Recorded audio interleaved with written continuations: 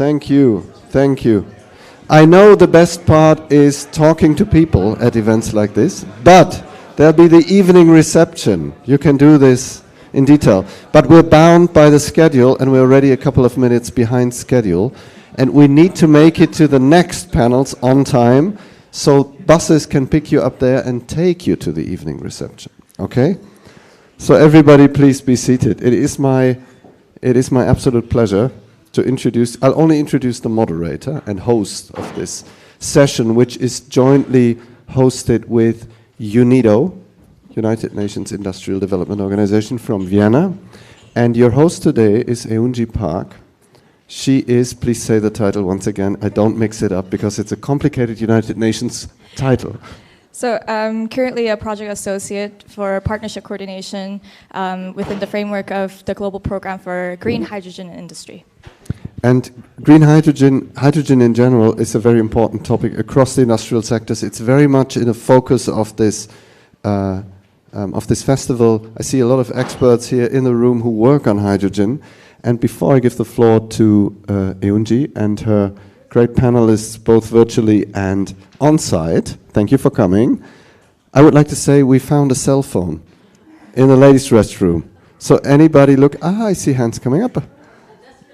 I just realized. Okay, thank you. The floor is yours. Please try to stay in time at the end, and we look very much forward to this discussion. Thank you very much. Thank you very much. Thank you. Well, good afternoon. I guess we all are here for our discussions on green hydrogen industrial clusters. The momentum is now, but we have to be real. We have a long way to go. The production of hydrogen for industrial processes are almost entirely supplied from fossil fuel sources today. This emits the same amount of carbon emissions like that into the atmosphere every year, like that of the UK and Indonesia. So there is a lot to be done in terms of regulatory, technical, and financial aspects. So today, we will be discussing about greening industrial usages of hydrogen, particularly for the hard-to-abate industrial sectors within this cluster perspective. Actually, I think we could also sit down if that would be more at ease. So in today's panel, we will center our discussions around green hydrogen industrial clusters at global level. As I mentioned before, within the framework of the global program for green hydrogen industry, UNIDO, amongst many entities, believe that there is a tremendous value here where we could really decarbonize and also drive industrialization at domestic level. Our panel today will present best practices based on ongoing projects and hydrogen initiatives, which will outline enablers for such policy, technology, and finance in developing and scaling up these green hydrogen industrial clusters. So allow me to introduce our panel starting from South Africa, where Rebecca is based in. Rebecca, she is the Chief Director of Hydrogen Energy and currently the Acting Deputy Director General for Technology and Innovation at the National Department of Science and Innovation of South Africa. She has implemented the DSI's energy flagship programs such as Hydrogen South Africa, Energy Storage RDI program, Renewable Energy Hubs, and the Coal CO2 to X RDI program, amongst others. Then we have Waleid Gamaledien, Vice Chair for Investment and Promotion at the Suez Canal Economic Zone, bringing in his 25 years of experience in investment management and financial markets working with the Egyptian government. Coming back to Remscheid, we have Jurica Miketa, Head of Legal Affairs and EU Political Affairs at the German Hydrogen Fuel Cell Association, also known as DWV in acronym. Jurica has extensive knowledge in evaluating national and European legislative processes on hydrogen and represents energy policy positions for politics and industry. And last but not least, we have Klaus Schimmer, Chief Innovation Architect Sustainability at SAP, where he held various roles in the areas of security, government relations, machine learning, and startup programs. So we are extremely excited to have you in the panel today, and I think we'll be really up to exciting discussions. So I would like to kickstart our journey first to South Africa with Rebecca. The Platinum Valley Initiative demonstrates 4 catalytic projects to kickstart South Africa's hydrogen economy. Could you provide further context on the development of green hydrogen industrial clusters, or platinum valleys as recognized within South Africa in this initiative? No, thanks, Eunji, for the opportunity to speak today. It's great to see you, as well as the other panel members. I think in terms of the South African journey, we're trying to put in place what we call a Platinum Valley, or South Africa's version of a hydrogen valley. This hydrogen valley will span across 3 provinces, starting in Limpopo province, where you have the mining sector is like one of the largest growth areas, through to our industrial hubs in Johannesburg, Gauteng, and then through to the port city of Durban. And these catalytic projects that we're talking about will cost us close to $1.2 billion to implement. So some of them are heavy duty trucks. I'm not sure if you guys saw a couple of months ago, at the Makalakwana mine, which is the largest platinum mine in the world, Anglo actually launched the largest mining vehicle run by hydrogen fuel cells. The thought is that if they just take 40 of those, I think, mining trucks, they can take close to, I think, 10 to 20,000 diesel cars off the road equivalent in South Africa. And then in terms of, there's metros, or we call cities in those areas, so buses will be critical, as well as public buildings. There are, in the Gauteng area, there's a lot of public government buildings in both the national and provincial level. So a lot of those buildings can be taken offline to deal with issues of Eskom blackouts, but also just to reduce the usage of diesel generators.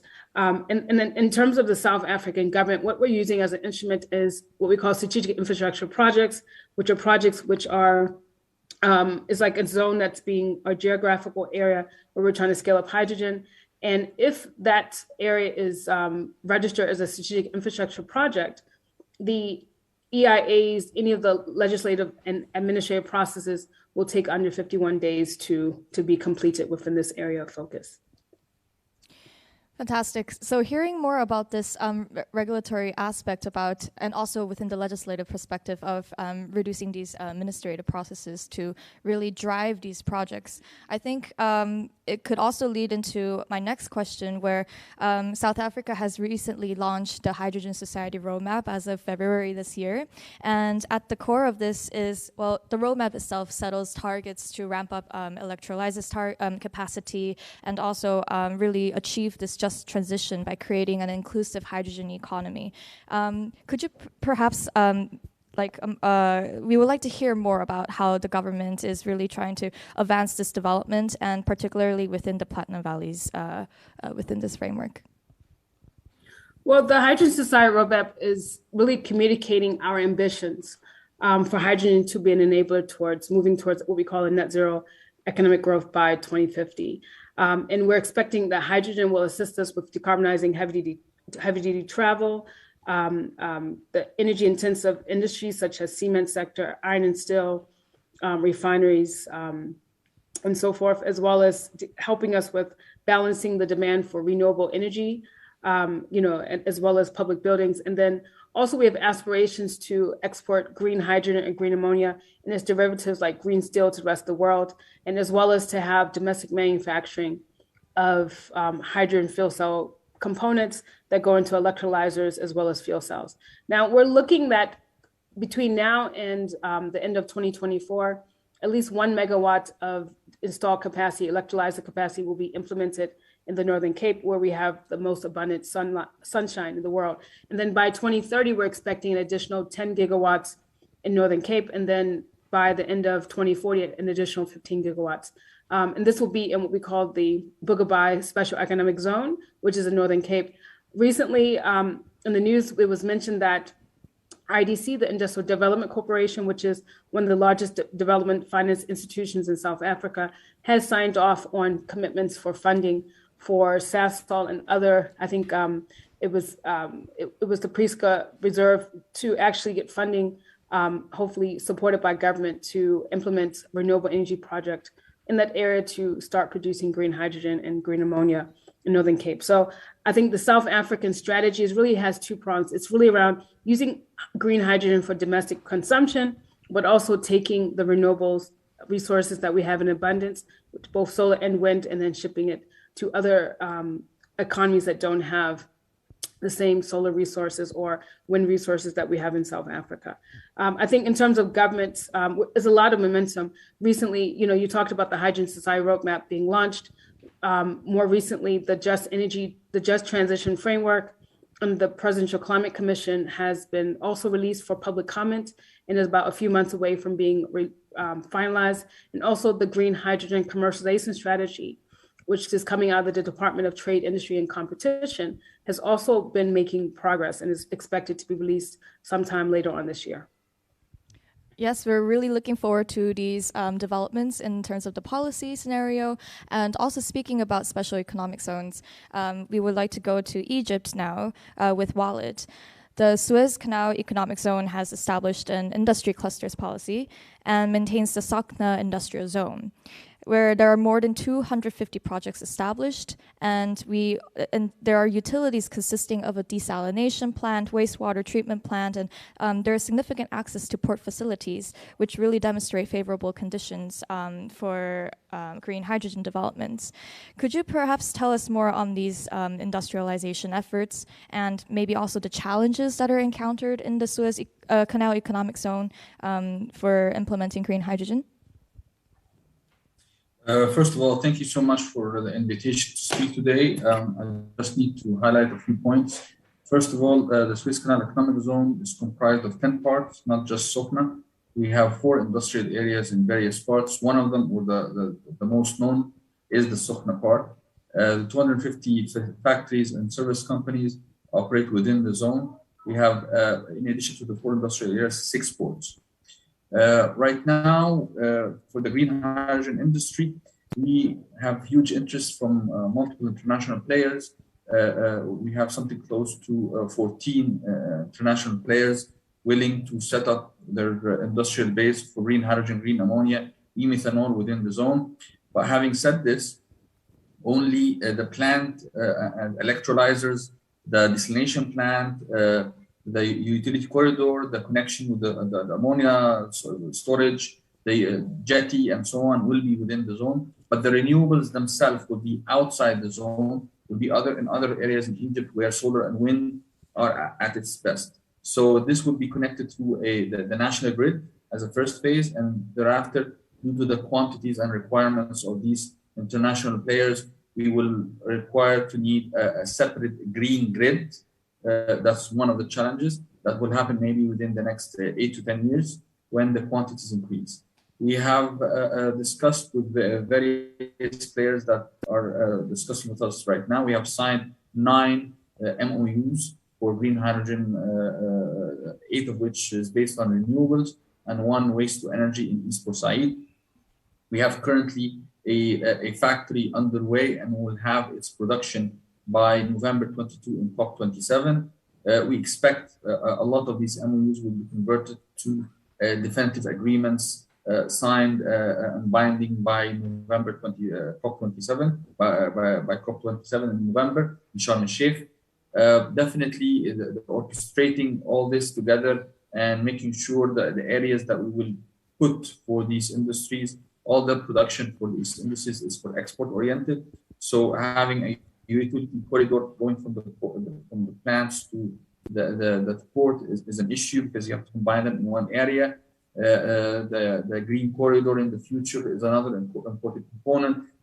Having a very cost productive, especially in the first phase, because as you know, the green hydrogen industry is at an expensive point right now. So having it become competitive and over the scalability of these investment programs that will happen over the next 10 to 20 years will decrease the price, go down. So as a government, we're looking at how we to decrease the cost for these and enable these investors with their projects.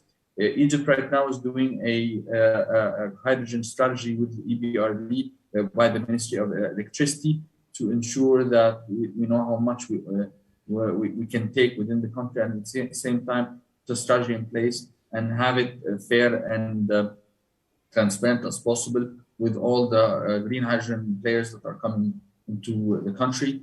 One of the very important things that's also a challenge is that we're asking for feeding industries and complementary industries to come in place, like the turbines, the electrolyzers, like the solar panels, because the sheer size of the numbers beyond 2030 is quite amazing, quite big.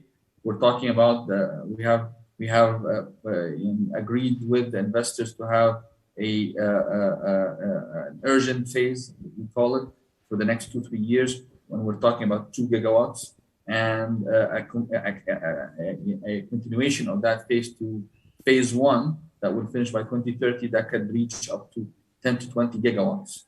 So the numbers for that phase 1 is quite big, and going beyond that, beyond 2030, the numbers skyrocket dramatically. So therefore, having a separate green grid is an essential component to ensure the certification of the project, and at the same time ensure the availability of the requirements like the electrolyzers, the equipment, the maintenance for this industry. So we're trying to create this hub. We have assigned around 4 million square meters of land for these projects to be signed over the next few months.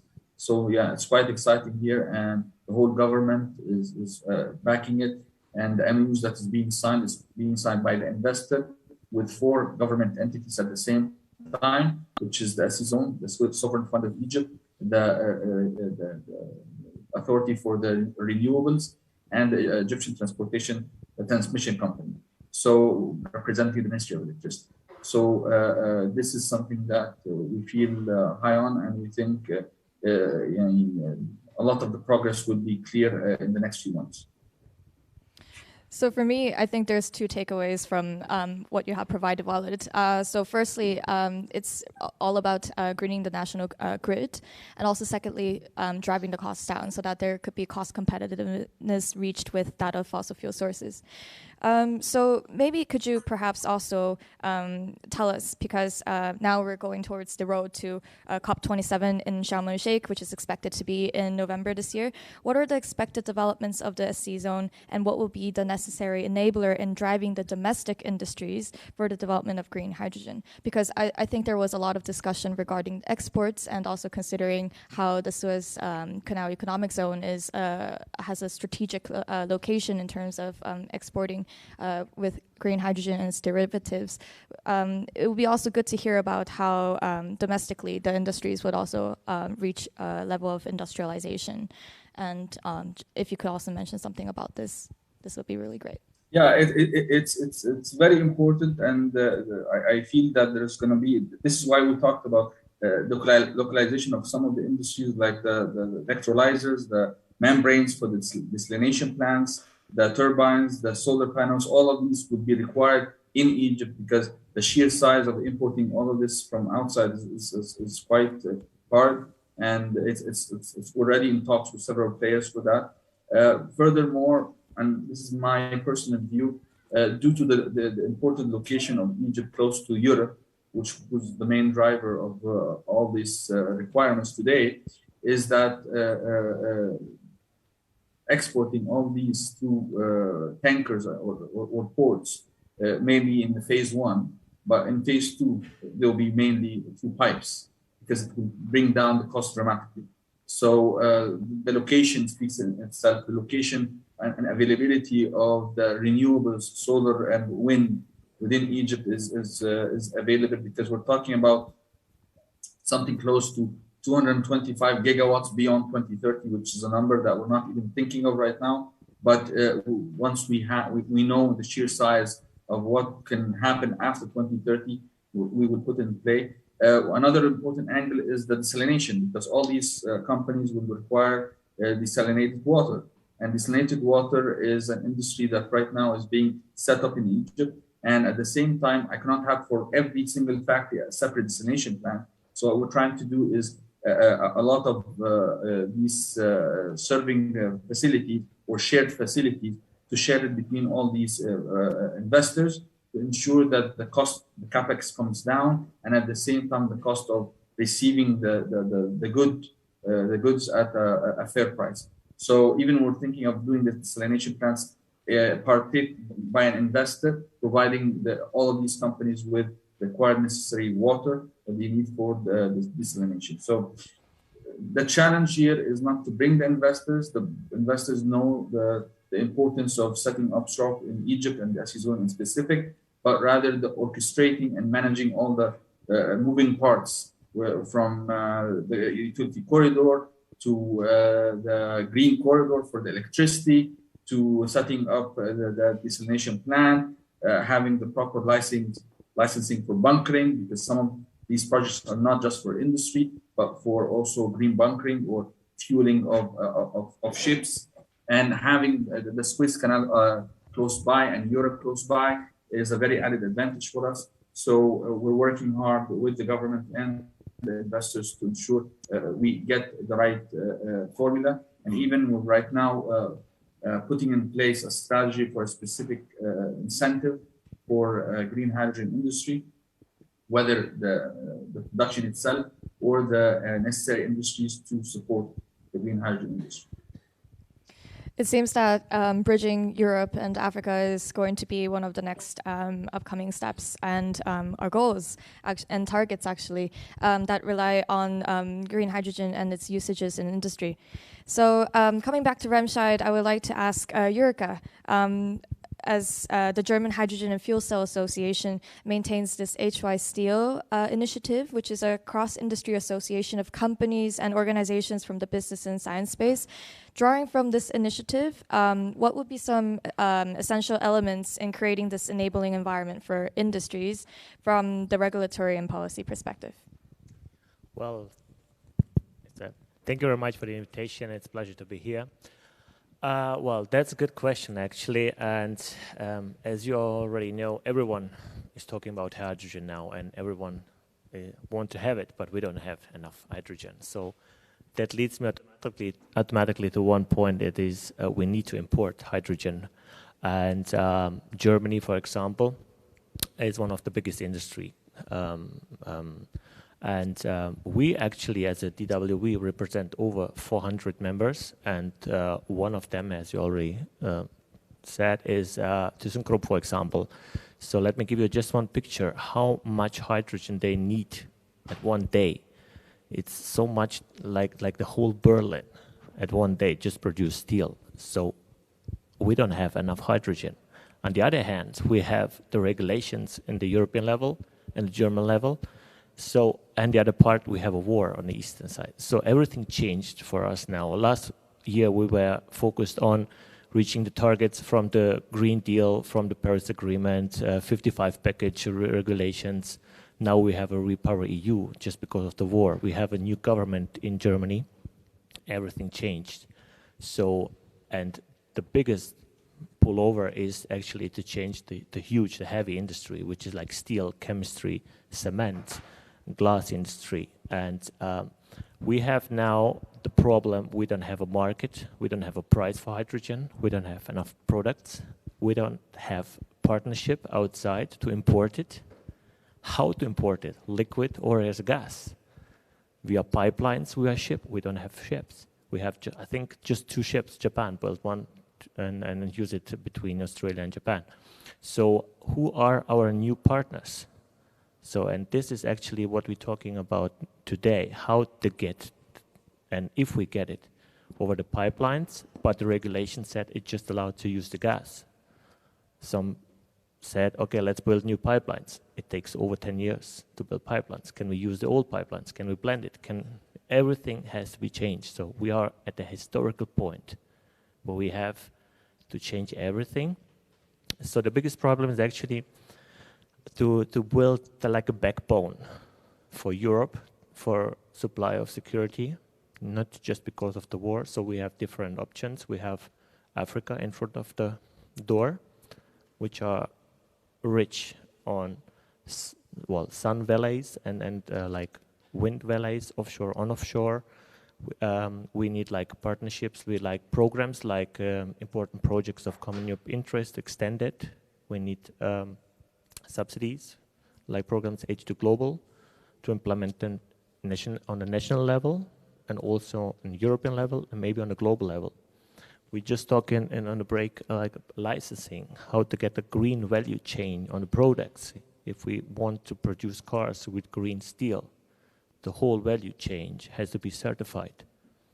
We don't have rules on certification, so we have to establish everything like after war. So this is actually the biggest challenge that we have in all directions. So I don't actually know where to start and where to stop. So yeah, so you mentioned a lot of challenges, but what do we have now? Like, I mean, the DWV has this conglomeration of industries, and I think this could really bridge the international cooperation and also bring the relevant stakeholders together, not just within Europe, Africa, but also like specifically, like let's breaking down to industries, government, research institutions, universities. So what do you think, what will be the next steps for really internationalizing this approach for green hydrogen industrial clusters, and what could we do to make this situation better?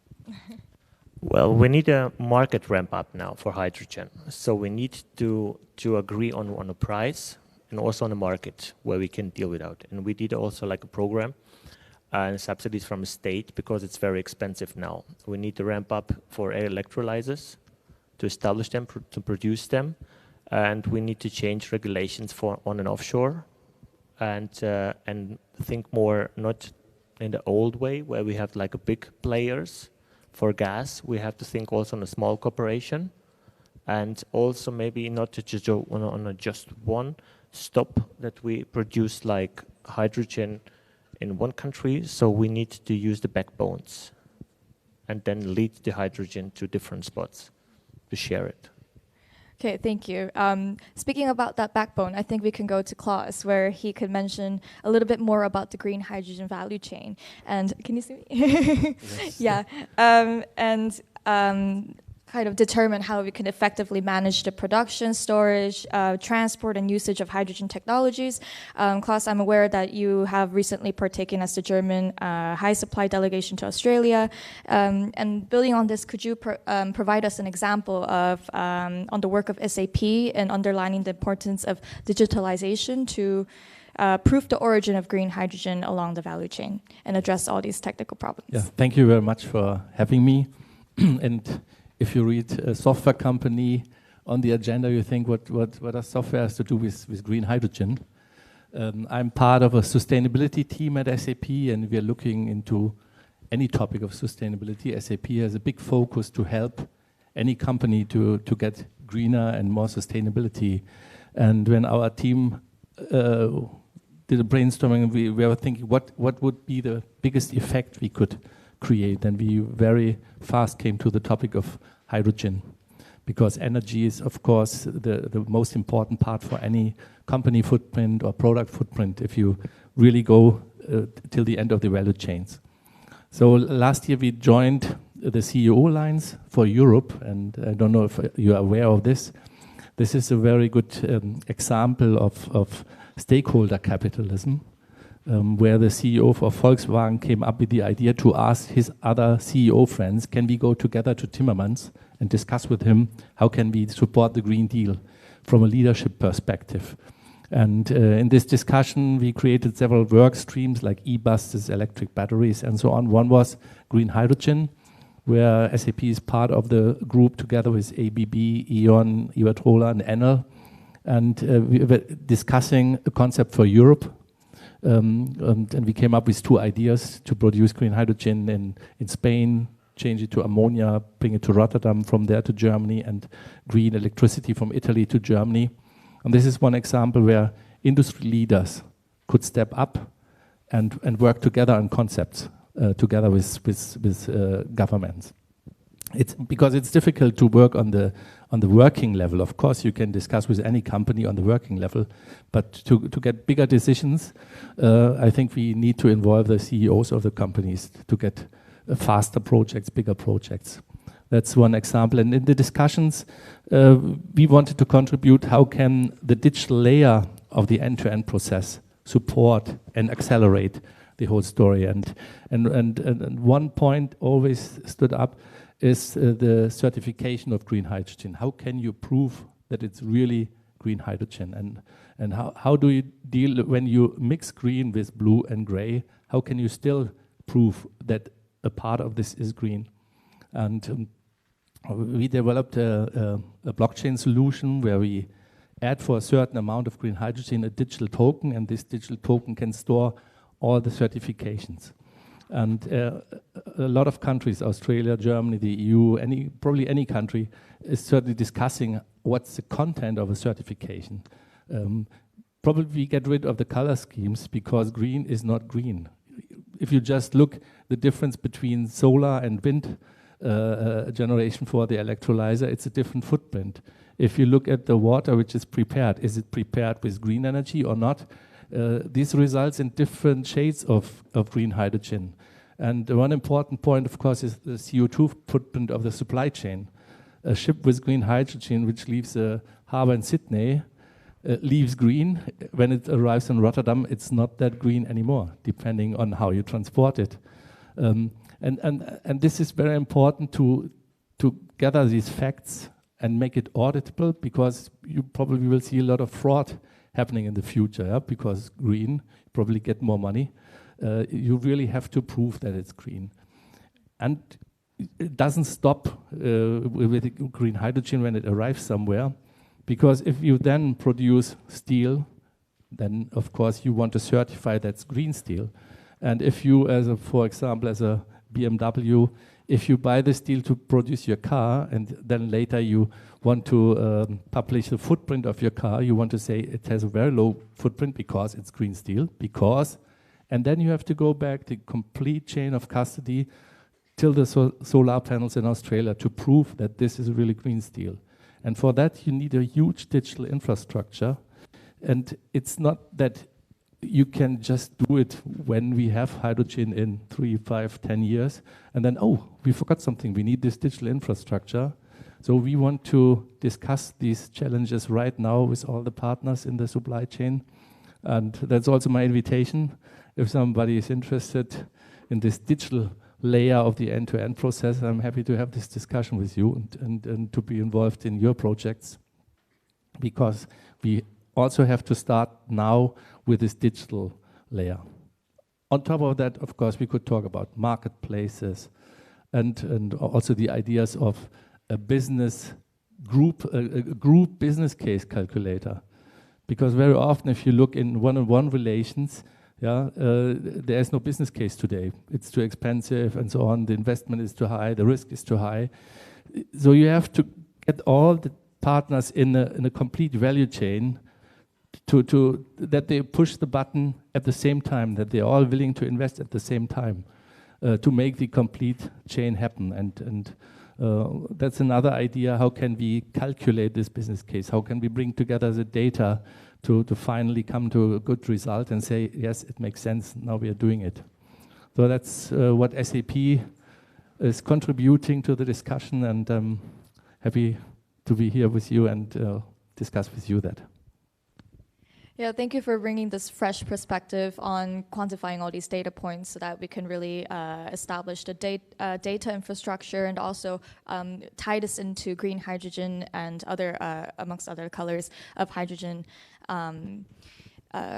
so that we can trace them and also certify them properly. And I think that's very important in early stages of development as well. So in line to this, how can we further trigger finance investments so that we can really build these clean energy industries across the value chain and specifically within these green hydrogen industrial clusters? Now bringing the point to innovation. Yes.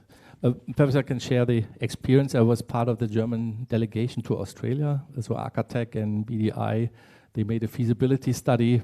Yeah, does it make sense to import hydrogen from Australia to Germany? And I can tell the result, it makes sense. Yeah, the result of the study will show it's definitely makes sense.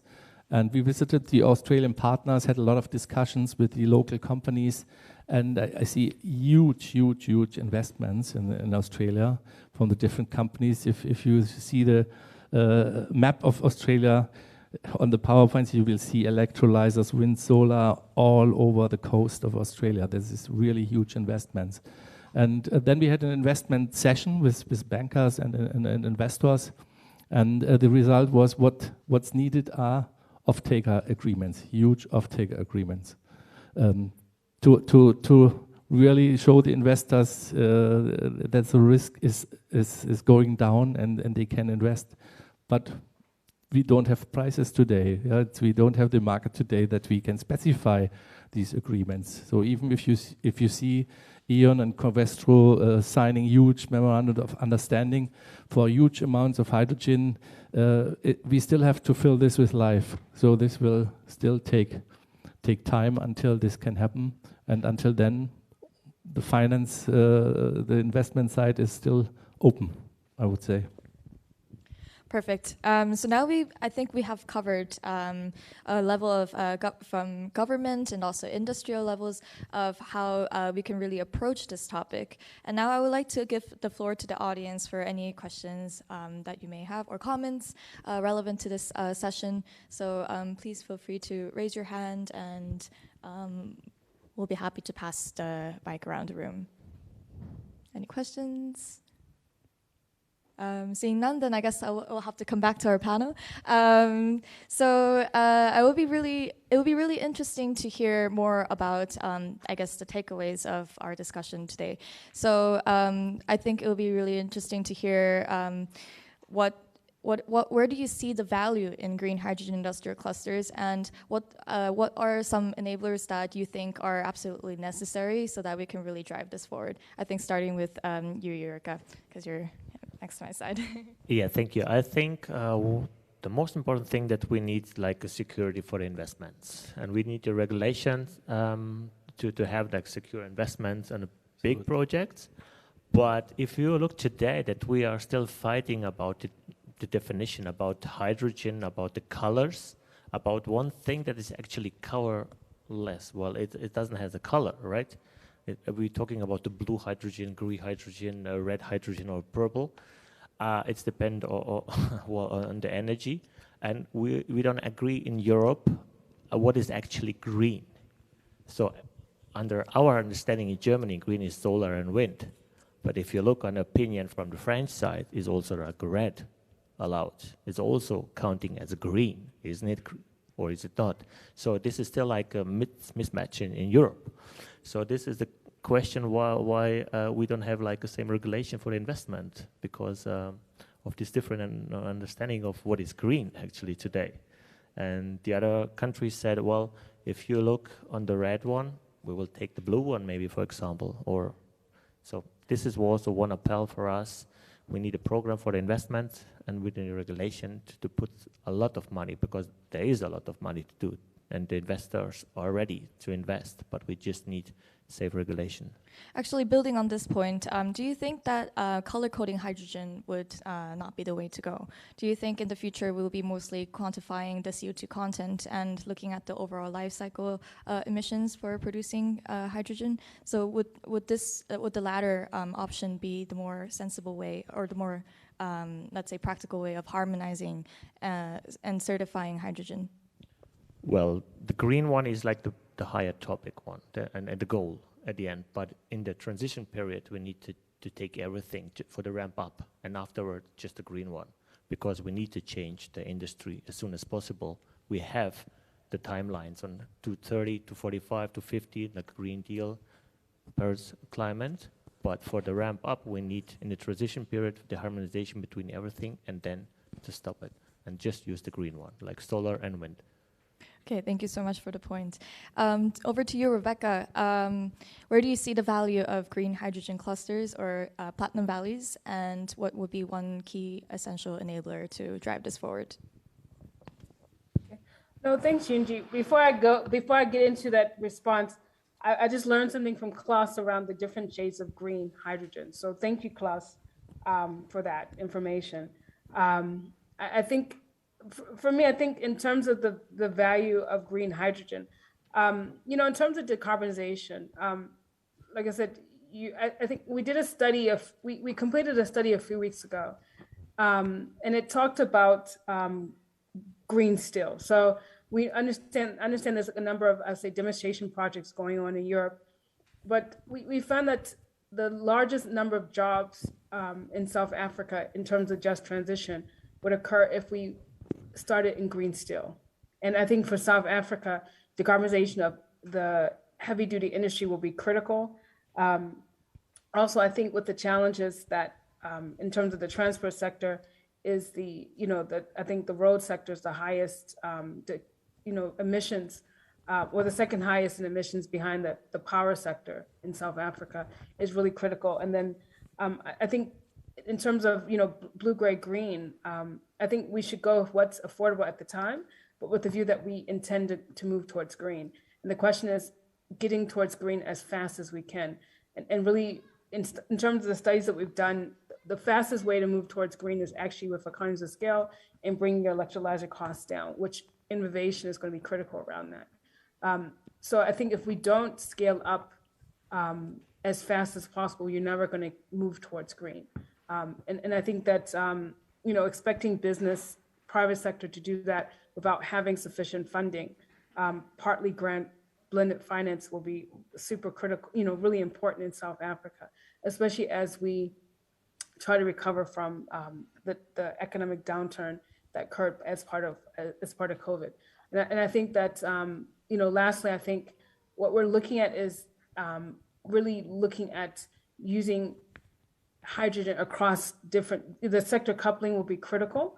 So let's say, for instance, a lot of our state-owned entities in logistics have industrial as well as materials handling. So they're finding that if they're going to move in that direction, if they can do sector coupling, that will probably also bring the cost down, and so forth. So I think I want to leave it there in terms of the conversation. But I think for South Africa, lastly but not least, we're talking about domestic consumption.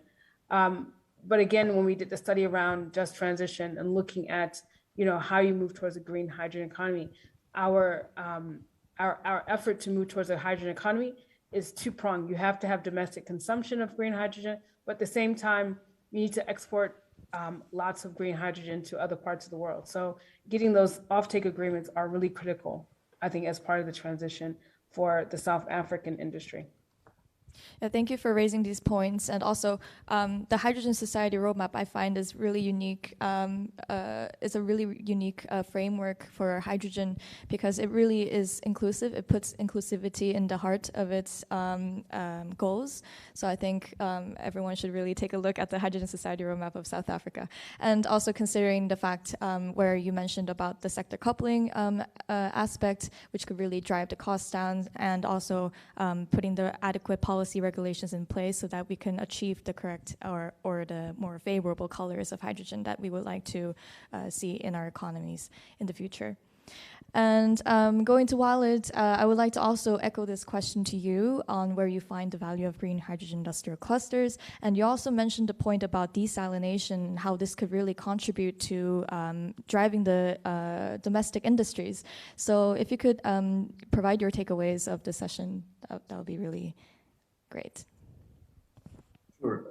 One thing before I answer that question is another challenge that I echo, which is the investment. So the concessions and the grants that are being provided right now by Europe will help a lot in that. Take note of something that right now, regardless what everybody is doing, the cost will be still high compared to other forms of energy. So therefore, one of the issues that we even discussed with financing agencies, with the investors, is the offtake agreement itself and the pricing for that. How can you lock in 10, 20 years for something that we know it will decrease over time? So this was one of the issues that we saw as a problem that investors would face when discussing with off-takers. And off-takers don't want to feel that they're stuck with something for 25 years while the cost is coming down dramatically over 10, 15 years. So this is one of the issues that we're trying to look at, maybe a formula or a way with the financing agencies to ensure that after a certain point in time, maybe, and that will affect financing at that, and the concessions and grants for these projects. So this is one point for the previous question. For the localization of the industries, definitely it's not easy, but the sheer size and quantities of everything that we have discussed, whether it's desalination, electrolyzers, solar panels, turbines, and so on, it's very important to have that here.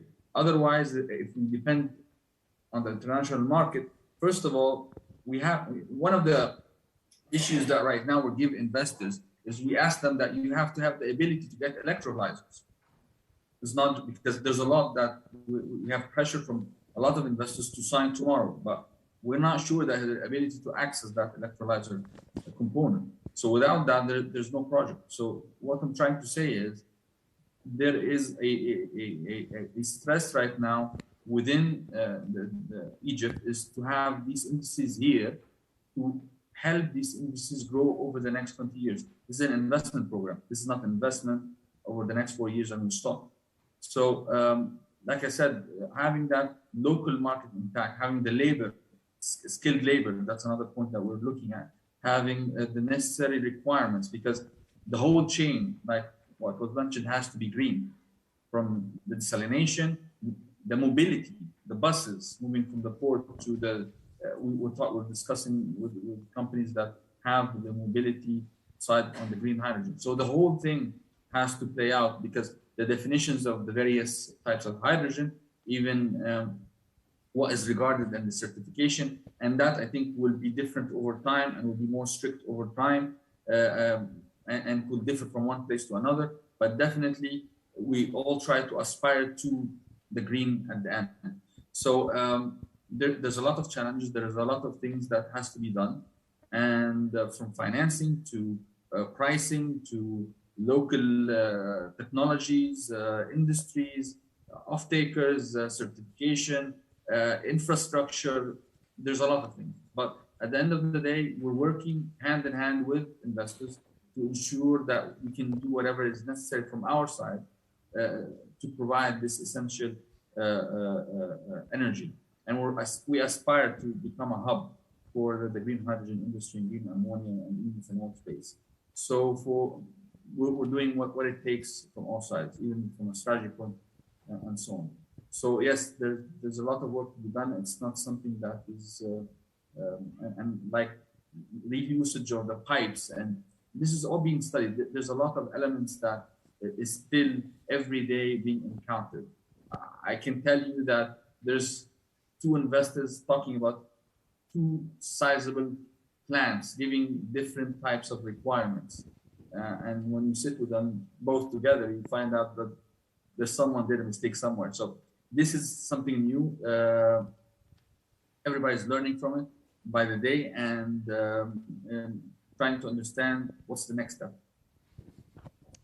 Thank you, Waleid. And it's also, we really look forward to further developments that will be taking place in Egypt, also in line with the COP27. And we also look forward to hearing further about Egypt's national hydrogen strategy that is in the developing and the making. And before we go to Klaus, I just wanted to open the floor once more for any questions. Yes, we have 2 questions actually. 3. 4. Within the given time, I'll just quickly start off by handing the mic. Hi, Ben Sandhouse-James here with the UNFCCC's Youth Constituency, UNGO. I wanted to touch upon the electrification demand and the electricity demands required for these industrial clusters. If you look at much of Europe, there's some modelling that suggests that maybe up to kind of 10% of overall electricity demand by 2050 might be required for green hydrogen. We did some modelling for Argentina, which is looking to export most of its green hydrogen production, looking to bring on 2.2 megatons of green hydrogen by 2030, which is very ambitious. Now, if you look at that for Argentina, maybe a third of overall electricity consumption in the 2030s and 2040s might have to be dedicated to green hydrogen production. Countries are already scrambling to meet increased electricity demand with electrifying heat and transport. My question to you is, can grid infrastructure keep up? And how can you best go about forming collaborations and ensuring that you're working with national grids to allow that? Thank you. Thank you, Ben. Who would like to take this question regarding grid infrastructure and how we can reach these targets? Are they even reachable? Are they feasible? I see. Well, I can just confirm Please, that we please. are working with them together, and one of the biggest one is the OGE in Germany, and we're still discussing is blending allowed or not, just to use the already existing pipelines before we start building new one.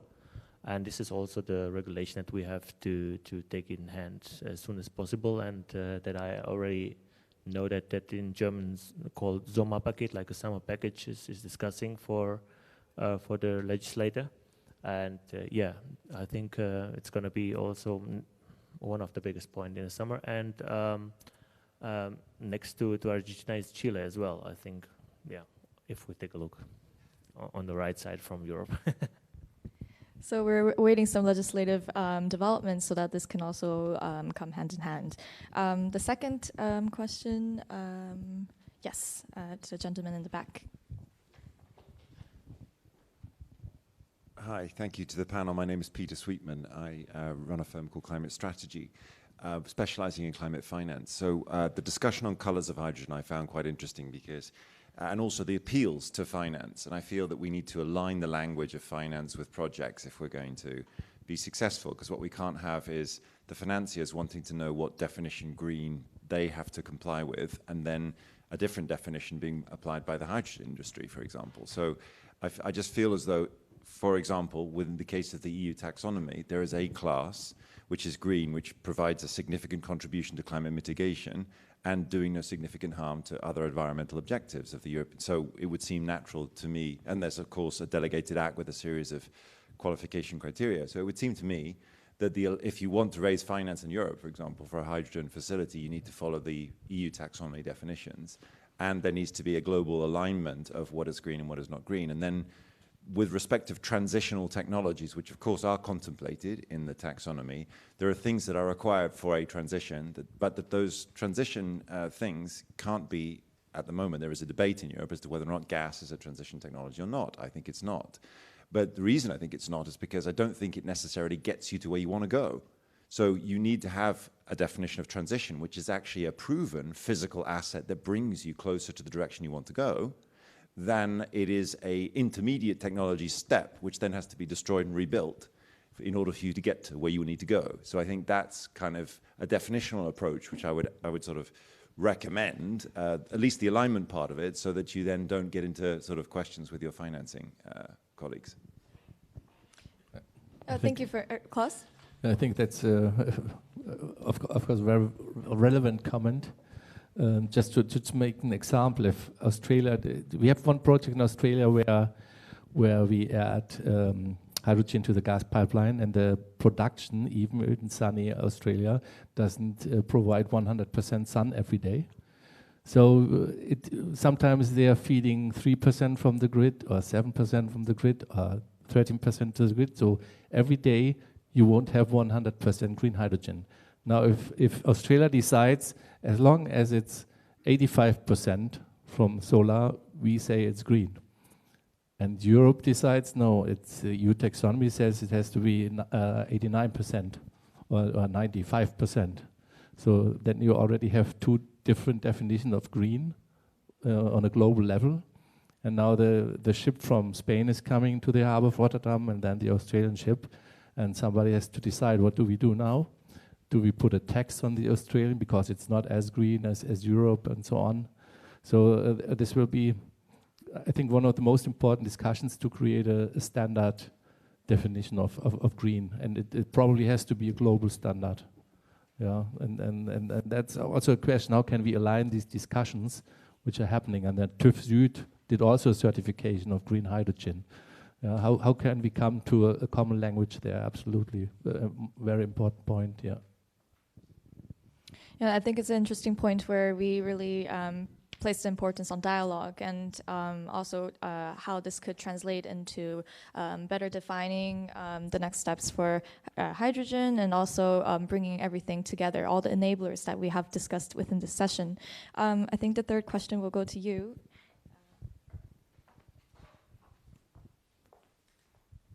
Thanks a lot. I'm Georg Kopiela from the NGO German Watch. I'd like to hear your opinion about the aspect of the scarcity of hydrogen and the question of limiting or dedicating it in some way, kind of in the way of maybe the logic of Michael Liebreich's hydrogen ladder. You're probably aware of the concept of which branch or which sector it's the most useful and the most transformative, because I have the strong concern that if you just open it up for everything, those that have the highest willingness to pay, probably mostly the transport sector, will basically set the price for hydrogen. We either have a massive lopsidedness that we massively need to subsidize it for the other sides, kind of for a really long time, and as it's a global commodity, we kind of have to align this in a global way. Or other ways, we will just face a massive cost for hydrogen in the industrial sector. I would like to direct this question to Rebecca, as there was a mentioning of the transport sector and where the demand lies and what will we need to do? What will be the solution? Well, I would say in terms of, which sector has the most transformation, it depends upon what are the key indicators for success. I know in South Africa, unemployment is a huge issue, especially amongst youth. And one of the biggest concerns in terms of the transition is the loss of jobs in certain traditional sectors, and how do you replace those jobs? So I think from the South African point of view, we want to transition to a greener economy, but at the same time, have the most jobs either protected or opportunities for reskilling and so forth. So for us, I know that the mining sector, many people don't talk to the mining sector, but mining sector is really where part of our GDP and a lot of jobs. I think you looked at the coal sector, it's probably more than 500,000 to almost 1 million jobs, and then the platinum group mining sector, you have I guess again a couple 100,000 jobs. So we're looking at using hydrogen in the mining sector in part because of the decarbonization, the jobs issue, but also at the same time we have the issue of air quality. So South Africa has open cast mines as well as underground mines, and issues of particulate matters with the use of diesel equipment underground is a huge issue that we're trying to get ahead of. And then I think we spoke about early the previous question we talked about electricity demand. Right now, we have a constrained electricity sector, and in some cases, some of the industrial development is constrained because you can't get access to grid. So I think looking at solar and wind as much as you can, but also looking at turbines that use hydrogen or ammonia as well to deal with our issues of the tight electricity demand is another sector. So I think. I think will we have enough or sufficient? I think we will, but the question is those sectors which would have the most transformation is both the cost decarbonization, but also the jobs and economic development that can be supported. Thank you. I was aware there's one more question, but we have 1 minute, so we'll be happy to address this after the panel. And Klaus, I'll just like to give you a quick floor on what is your takeaway and what are your thoughts on of this session. What is the way to go? If you could leave a key message to the audience. What's the way to go? I would say what I like to see is that we come from a discussion mode into an action mode, that we much faster get into a task force-like mode. I'm in several working groups and meeting every 8 weeks for 1 hour virtual call doesn't bring us far. I think a diverse group representing really the different players, including investors, including government, should work on concepts.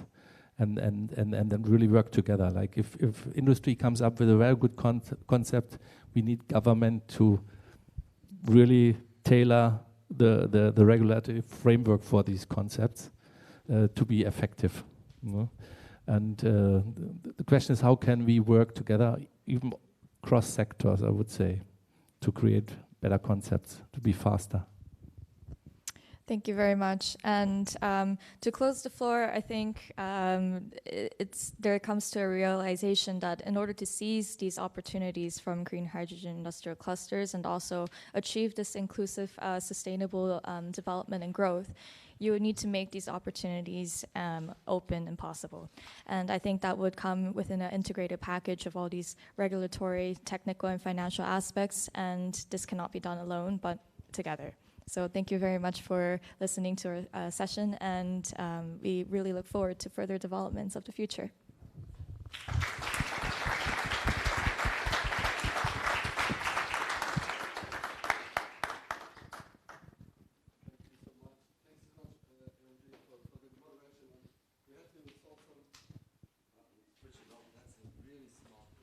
Technology. Great. Thank you so much, all of you contributing, including our virtual participants. The parts I've seen were great. We had to organize some logistical things, which are all working, which is why I'll ask you, in the next step, to try to be on time in the next two locations, where we'll hear João Saint-Aubin conducting a panel on cement and the challenges in decarbonizing cement. Highly interesting. In Gründerquartier, you all see it on your maps. It's a 5-minute walk from here. Or on breakthrough financial instruments in Sparkasse, just across the street. After this, when we're done, buses will take you to the evening reception. And yeah, by the way, you'll see this room again tomorrow morning at 9 for an excellent UNIDO session. But now enjoy the afternoon and see you in one of the other panels. Thank you so much.